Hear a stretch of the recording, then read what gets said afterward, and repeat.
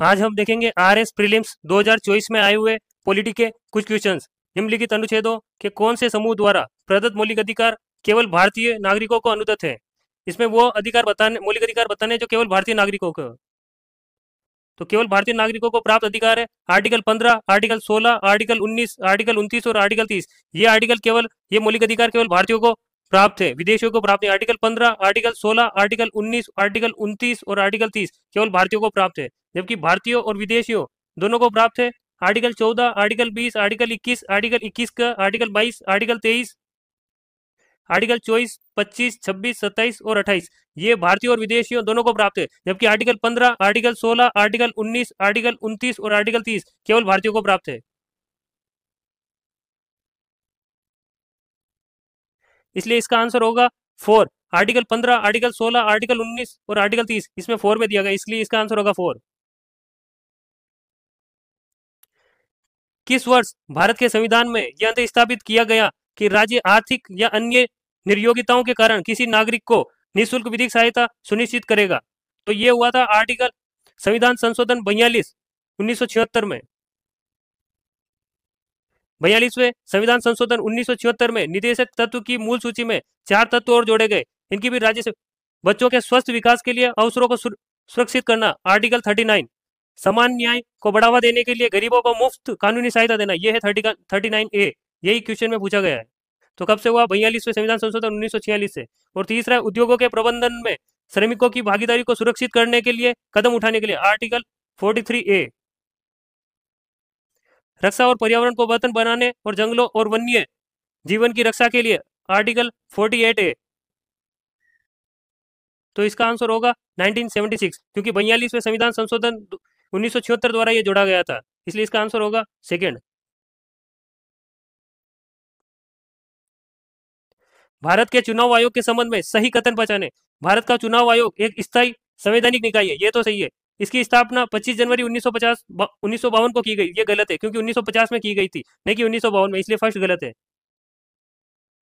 Second है, बहुमत द्वारा निर्णय लेने की शक्ति के साथ बहु सदस्यीय आयोग की अवधारणा 1995 में। नहीं, 1950 से 89 तक ये एक सदस्य निकाय था, फिर 89 में दो सदस्य और जोड़े गए, तो ये 3 सदस्य निकाय हो गया, लेकिन 1990 में इसे हटा दिया, फिर वापस 1993 में जोड़ा, इसलिए इसका आंसर ये भी गलत होगा, क्योंकि इसमें 1993 या 1989 होना चाहिए था, इसलिए सेकंड भी गलत है। थर्ड है, संविधान के अंतर्गत संसद और राज्य विधानमंडलों के सदस्यों की निर्वाचन पश्चात निर्योग्यता के मामले में आयोग के पास परामर्शदायी क्षेत्राधिकार है। हाँ, परामर्शदायी क्षेत्राधिकार है। ये संसद सदस्यों के निर्योग्यता के बारे में राष्ट्रपति को सलाह देता है और राज्यों के विधानमंडलों के सदस्यों के निर्वाचन की निर्योग्यता के बारे में राज्यपाल को सलाह देता है, इसलिए थर्ड सही है, इसका आंसर होगा थर्ड। और फोर्थ है, राष्ट्रपति मुख्य चुनाव आयुक्त और चुनाव आयुक्त की नियुक्ति करता है और उनका कार्यकाल 5 वर्ष या 60, नहीं 5 वर्ष नहीं होता, 6 वर्ष या 65 वर्ष, जो भी हो पहले वो होगा, इसलिए इसका आंसर होगा 3। ये इसका ये दे रखे हैं, इलेक्शन कमीशन की साइड पे दे रखा था ये। लोकसभा के अध्यक्ष की शक्तियों के बारे में निम्न में से कौन सा कथन सही है? नीचे दिए गए कूट में सही उत्तर का चयन कीजिए। लोकसभा अध्यक्ष संसद के दोनों सदनों की संयुक्त बैठक की अध्यक्षता करते हैं, ये सही है, क्योंकि आर्टिकल 108 के तहत राष्ट्रपति जब विधेयक के मामले में लोकसभा और राज्यसभा में सहमति नहीं बनती तो संयुक्त अधिवेशन बुलाता है, उसकी अध्यक्षता लोकसभा अध्यक्ष करता है, तो फर्स्ट सही है। जब एक वित्त विधेयक को निचले सदन से उच्च सदन को भेजा जाता है तो अध्यक्ष द्वारा उस विधेयक को वित्त विधेयक के तौर पर प्रमाणित किया जाता है, ये भी सही है। थर्ड, जब अध्यक्ष को हटाए जाने का प्रस्ताव विचाराधीन हो तब अध्यक्ष ना तो अध्यक्षता करेगा और न ही कार्यवाही में भाग लेगा। ये तो सही है कि अध्यक्षता नहीं करता है, लेकिन कार्यवाही में भाग ले सकता है क्योंकि वो संसद का सदस्य होता है, इसलिए थर्ड गलत है। और फोर्थ है, मतों की समानता के अलावा अध्यक्ष सदन में मतदान नहीं करता, ये सही है। जब मान लो कि किसी को 50 मिले और किसी को 40, तो ये वोटिंग नहीं करता, 50-50 की स्थिति में वोटिंग करता है, मतलब मत समान होंगे तो वोट करेगा, नहीं तो वोट नहीं करता, इसलिए फोर भी सही है। तो इसका आंसर होगा फर्स्ट सेकंड और फोर्थ। थर्ड गलत है, इसलिए फोर्थ भी गलत है और फर्स्ट भी गलत है, इसका आंसर होगा 3। केंद्रीय सतर्कता आयोग की स्थापना निम्नलिखित में से किस समिति की सिफारिश के आधार पर की गई? 1962 में संथानम समिति बनी और इसने सिफारिश दी 1964 में सिफारिश के आधार पर केंद्रीय सतर्कता आयोग बना। केंद्रीय सतर्कता आयोग 1+2 सदस्य हैं इसमें।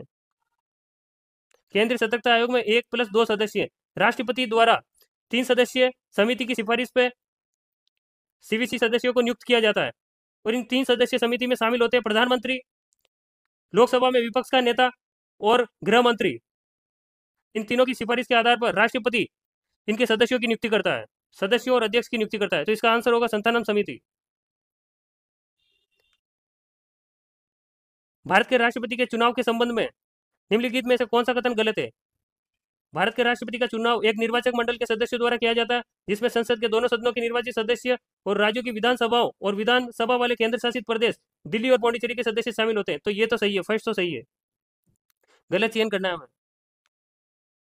निर्वाचक मंडल के प्रत्येक सदस्य के लिए वोट का मूल्य 1971 की जनसंख्या जनगणना के आधार पर तय किया जाता है और ये तब तक जारी रहेगा जब तक वर्ष 2026 के बाद पहली जनगणना की प्रकाशित नहीं की जाती। तो ये भी सही है।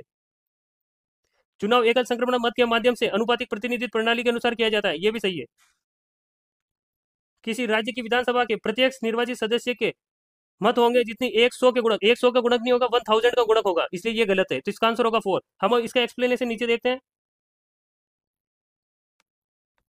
कि निर्वाचक मंडल में कौन कौन शामिल होता है राष्ट्रपति के चुनाव के संबंध में।